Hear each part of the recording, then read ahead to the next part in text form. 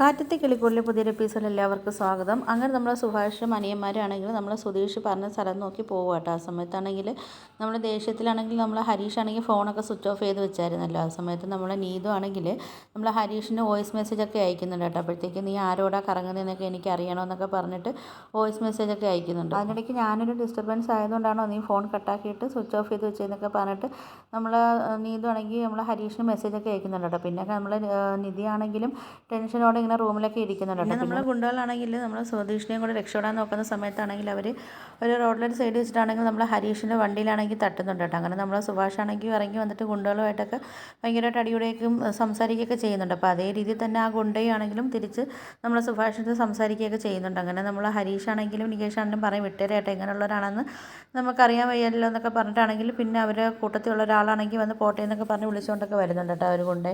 ആ സമയത്ത് നമ്മൾ സുധീഷാണെങ്കിൽ നമ്മൾ സുഭാഷിനെയും അനിയന്മാരെയൊക്കെ കാണുകയൊക്കെ ചെയ്യുന്നുണ്ട്. അങ്ങനെ നമ്മൾ വന്ന് വീണ്ടും സുധീഷിനെ കൊണ്ടുപോകാൻ വേണ്ടി പോകുന്ന സമയത്താണെങ്കിൽ ഒരു വണ്ടിയിൽ കയറാൻ നേരത്താണെങ്കിൽ നമ്മൾ സുധീഷാണെങ്കിൽ അയാളെ ചവിട്ടിയൊക്കെ ഇട്ടിട്ടാണെങ്കിൽ പുറത്തോട്ട് നോക്കുന്നുണ്ട് കേട്ടോ. ആ സമയത്ത് നമ്മൾ നികേഷ് ആണെങ്കിൽ നമ്മൾ സുധീഷിനെ കാണുന്നുണ്ട്. അങ്ങനെ നികേഷ് പറയുന്നുണ്ട് സുഭാഷ് ചേട്ടാ അതുകൊണ്ട് സുധീഷ് ചേട്ടൻ എന്നൊക്കെ പറയുന്നുണ്ട്. അങ്ങനെ സുഭാഷ് വയ്ക്കുന്നുണ്ട് എവിടെയാന്ന് പറഞ്ഞിട്ട് വന്ന് നോക്കുമ്പോഴത്തേക്ക് ആ വണ്ടി അങ്ങ് വിട്ടുപോകും. അപ്പോൾ ഇവരാണെങ്കിൽ അതിൻ്റെ പിറക്കെ ഇവരും ആ വണ്ടിയുടെ പിറക്കെ തന്നെ പോകുന്നു. അങ്ങനെ അവർ ആ വണ്ടിയാണെങ്കിൽ ചേസ് ചെയ്തൊക്കെ പിടിച്ചിട്ടാണെങ്കിൽ ഭയങ്കരമായിട്ട് അടിയും കാര്യങ്ങളൊക്കെ ആയിട്ട് നമ്മൾ പിന്നെ സുഭാഷ് ആണെങ്കിലും ഹരീഷ് ആണെങ്കിലും അതുപോലെ നമ്മൾ നികേഷൊക്കെ ആണെങ്കിലും ഗുണ്ടകളെ നല്ല അടിച്ചൊക്കെ ഓടിക്കുകയൊക്കെ ചെയ്യുന്നുണ്ട് കേട്ടോ. അതിൻ്റെ ഇടയ്ക്ക് നമ്മൾ നികേഷ് ആണെങ്കിൽ ഓടി വന്നിട്ട് നമ്മൾ സുധീഷിനെ ആണെങ്കിൽ വണ്ടിയിൽ നിന്ന് കെട്ടൊക്കെ അഴിക്കുകയൊക്കെ ചെയ്യുന്നുണ്ട്. പിന്നെ ആണെങ്കിൽ ഹരീഷ് ആണെങ്കിലും അതുപോലെ സുഭാഷ് ആണെങ്കിലും എല്ലാം വന്നിട്ടാണെങ്കിലും പിന്നെ നമ്മൾ സുധീഷ് എല്ലാവരും കെട്ടിപ്പിടിക്കുകയൊക്കെ ചെയ്യുന്നുണ്ട് കേട്ടോ. പിന്നെ ആണെങ്കിൽ അവരെല്ലാവരും കൂടെ ഇറങ്ങി തന്നെ പിന്നെ പോയിട്ട് ഗുണ്ടകളെ നല്ല അടിക്കുകയൊക്കെ ചെയ്യുന്നുണ്ട് കേട്ടോ. എന്നിട്ടാണെങ്കിൽ നമ്മൾ സുധീഷ് ആണെങ്കിൽ ചോദിക്കുന്നുണ്ട് ആരാടാ എന്നെ പിടിച്ച് വയ്ക്കാൻ വേണ്ടി പറഞ്ഞത്, നിനക്കൊക്കെ ഞാൻ എങ്ങനെയാണ് ഞാൻ ആ വന്ന വഴിയും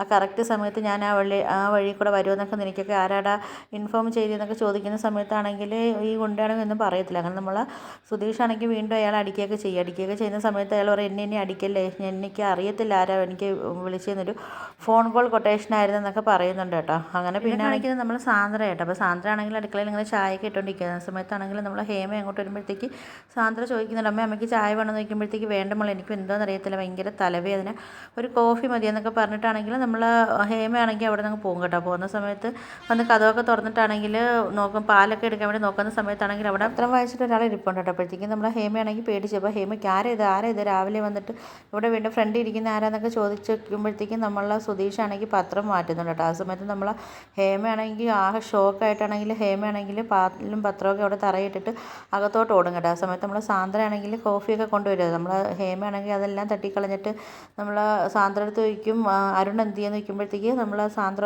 അരുണേട്ടൻ റൂമിലുണ്ടെന്ന് പറയുമ്പം ഹേമ പറയുന്നത് പെട്ടെന്ന് അരുണിനെ വിളിക്കാനൊക്കെ പറയും. അങ്ങനെ ഓടിപ്പോയിട്ടാണെങ്കിൽ കതവിനെ തട്ടും രാജുവേട്ടാ എന്ന് പറഞ്ഞിട്ട്. അങ്ങനെ രാജീവനാണെങ്കിൽ പുറത്ത് വരുന്ന സമയത്താണെങ്കിൽ ഹേമ പറയുന്നുണ്ട് രാജുവേട്ട അവിടെ മുൻവശത്ത്. അപ്പം നമ്മൾ രാജീവൻ ചോദിക്കും എന്താ പ്രശ്നം എന്താണെന്ന് ചോദിക്കും. അപ്പോൾ ആ രാജീവേട്ടൻ ഒന്ന് വന്ന് ഫ്രണ്ടിലോട്ട് നോക്കുന്നൊക്കെ പറയുന്ന സമയത്ത് നമ്മൾ സുധീഷാണെങ്കിൽ നല്ല മാസ് എൻട്രി കണക്ക് അകത്തോട്ട് കയറി വരുന്നുണ്ട് കേട്ടോ. ഞാനാണെന്നും പറഞ്ഞിട്ട് അങ്ങനെ നമ്മളെ നിധിയൊക്കെ ആണെങ്കിലും മുകളിൽ നിന്ന് താഴോട്ട് ഇറങ്ങി വന്നിട്ട് സുധീഷ് എന്നൊക്കെ വിളിക്കുന്നുണ്ട് കേട്ടോ. അപ്പോഴത്തേക്കാണെങ്കിലും നമ്മൾ സുധീഷാണെങ്കിൽ എന്തോ മനസ്സിൽ കരുതി ഉറപ്പിച്ച് കണക്ക് അവരെ ഫ്രണ്ടിലോട്ട് നടന്നൊക്കെ ചെല്ലുന്നുണ്ട് കേട്ടോ.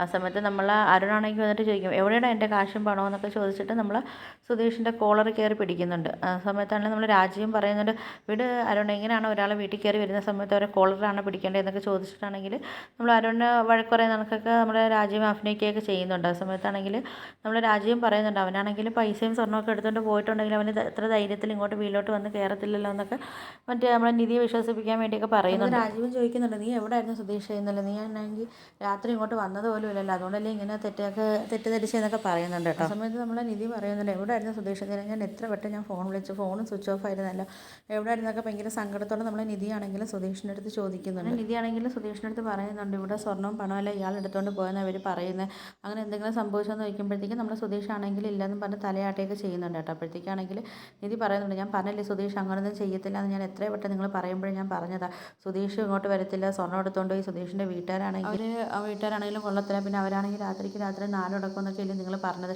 അങ്ങനെ എന്തെങ്കിലും ഉണ്ടെങ്കിൽ സുധീഷ് ആണെങ്കിൽ ഇപ്പോൾ ഇത്രയും ധൈര്യത്തോടെ ഇങ്ങോട്ട് വരുമെന്നൊക്കെ നമ്മളെ നിധി ചോദിക്കുകയൊക്കെ ചെയ്യും. അങ്ങനെ നമ്മൾ സുധീഷാണെങ്കിൽ നമ്മുടെ നടന്ന സംഭവങ്ങൾ സുധീഷ് വീട്ടിൽ നിന്ന് പോയിട്ട് അവിടെ പിന്നെ ഗുണ്ടകൾ തട്ടിക്കൊണ്ട് പോയ കാര്യങ്ങളെല്ലാം നമ്മളെ നീതിയെടുത്താണെങ്കിൽ എല്ലാ കാര്യങ്ങളൊക്കെ പറയുന്നുണ്ട് കേട്ടോ. അപ്പോഴത്തേക്കും നമ്മൾ അരുൺ പറയുന്നുണ്ട്, പിന്നെ നേരം വിളക്കുന്ന സമയത്ത് നീ നിനക്ക് പറഞ്ഞാൽ വിശ്വസിക്കാത്ത കഥയായിട്ട് വന്നു കഴിഞ്ഞാൽ അവിടെ ഞങ്ങളെല്ലാവരും വിശ്വസിക്കുമെന്ന് ചോദിച്ചിട്ട് നമ്മൾ അരുണാണെങ്കിൽ അടങ്ങാതെ വീണ്ടും സുധീഷിൻ്റെ അടുത്ത് ഇങ്ങനെ ഓരോന്ന് ചോദിച്ചുകൊണ്ട് നിൽക്കുക കേട്ടോ. ആ സമയത്ത് നിധിയെടുത്ത് പറയുന്നുണ്ട്, ഇനിയിപ്പോൾ നീയും ഇവൻ പറഞ്ഞ കഥയൊക്കെ വിശ്വസിക്കാമെന്ന് പറയുന്നുണ്ട് കേട്ടോ. അപ്പോഴത്തേക്കും നമ്മൾ രാജീവും പറയുന്നുണ്ട്, ഓ ഇവനാണെങ്കിൽ നശിപ്പിക്കുമല്ലോ, ഇനി വീണ്ടും അവനിക്ക് ഒന്നാതെ സംശയമില്ല നമ്മളെ, വീണ്ടും ഇവൻ ഓരോന്ന് പറഞ്ഞു ഇനി അവൻ ഇനി ഓരോ പ്രശ്നം ഉണ്ടാക്കുമെന്നൊക്കെ നമ്മൾ രാജീവൻ ചിന്തിക്കുന്നുണ്ട് കേട്ടോ. ആ സമയത്താണെങ്കിൽ നമ്മൾ സുധീഷാണെങ്കിൽ ഇങ്ങനെ ഇടയ്ക്ക് കണ്ണൊക്കെ വെച്ചിട്ടാണെങ്കിൽ ഇടയ്ക്ക് നോക്കുകയൊക്കെ ചെയ്യുന്നുണ്ട് കേട്ടോ. അപ്പോൾ വീണ്ടും അരുൺ ഓരോന്ന് പറയുന്ന സമയത്ത് നിധിക്ക് ദേഷ്യം വന്നിട്ട് നിധി പറയുന്നുണ്ട്, ഇനി മേലെ ഇനി കുറ്റം പറഞ്ഞോല്ലോ, അങ്ങനെ എന്തെങ്കിലും ചെയ്യുകയാണെങ്കിൽ സുധീഷ് ഇവിടെ വരുമോ, എന്തൊക്കെയായിരുന്നു ഇന്നലെ തൊട്ട് ഇവിടെ കിടന്ന് പറയുന്നതെന്നൊക്കെ ചോദിച്ചിട്ട് അരുണാണെങ്കിൽ നിധിയെടുത്താണെങ്കിൽ ദേഷ്യം സംസാരിക്കുകയൊക്കെ ചെയ്ത് പറയുന്നുണ്ട്. അപ്പോൾ എൻ്റെ സ്വർണ്ണം പണയം ഇവൻ്റെ അടുത്ത് തരാൻ പറയാം, അപ്പോൾ ഞാൻ നിർത്താമെന്നൊക്കെ പറയുന്നുണ്ട്. അപ്പോഴത്തേക്കും നമ്മൾ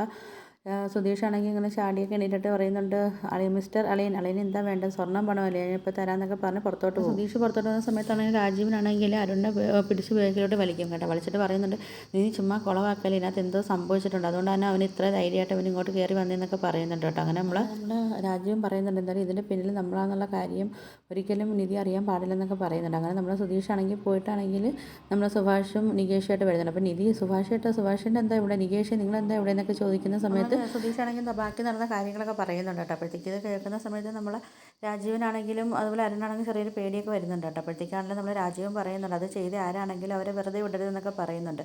അപ്പോൾ നമ്മൾ സുധീഷ് പറയുന്നുണ്ട്, അവരെ കണ്ടുപിടിക്കാൻ നിങ്ങൾ പാടുപെടണ്ടെന്നൊക്കെ പറയുന്നുണ്ട്. എന്നിട്ട് നമ്മൾ സുധീഷാണെങ്കിൽ ഹരീഷിനെ വിളിക്കുന്നുണ്ട്. ഹരീഷാണെങ്കിൽ ഗുണ്ടയായിട്ട് അകത്തോട്ട് വരുന്നത്. അങ്ങനെ ഗുണ്ടയെ കാണുമ്പോഴത്തേക്കും നമ്മൾ അരുണാണെങ്കിലും നമ്മൾ രാജീവനൊക്കെ ആണെങ്കിൽ ചെറിയൊരു പേടിച്ചൊക്കെ നിൽക്കുക കേട്ടോ. അപ്പോൾ ഇതൊക്കെയാണ് ഇന്നത്തെ എപ്പിസോഡായിട്ട് കാണിക്കുന്നത്. അപ്പോൾ വീഡിയോസൊക്കെ ഇഷ്ടപ്പെട്ട ഒന്ന് ലൈക്ക് ചെയ്ത് ഷെയർ ചെയ്ത് സബ്സ്ക്രൈബ് ചെയ്ത് പോലുള്ള ബെല്ലൈക്കൺ എനേബിൾ ചെയ്തൊന്ന് സപ്പോർട്ട് ചെയ്യണേ.